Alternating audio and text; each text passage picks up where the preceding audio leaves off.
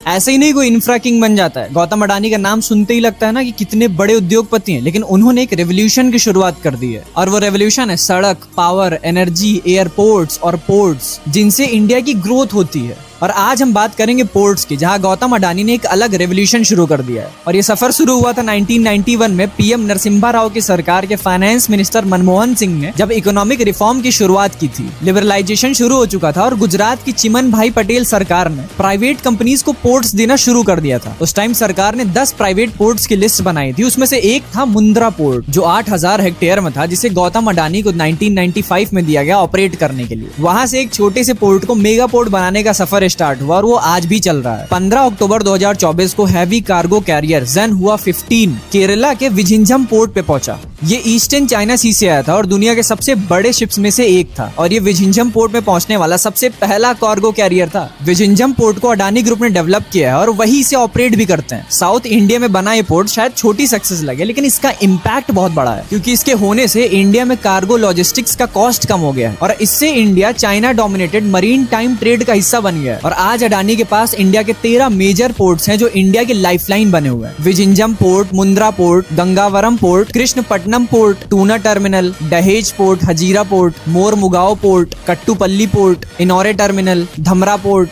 Dighi port और कराय कल्प पोर्ट प्राइवेट लिमिटेड। और गौतम अडानी सी वे से इंडियन ट्रेड की एक नई लाइफलाइन क्रिएट कर रहे हैं, जिसका फायदा सिर्फ उनको नहीं पूरे देश को हो रहा है।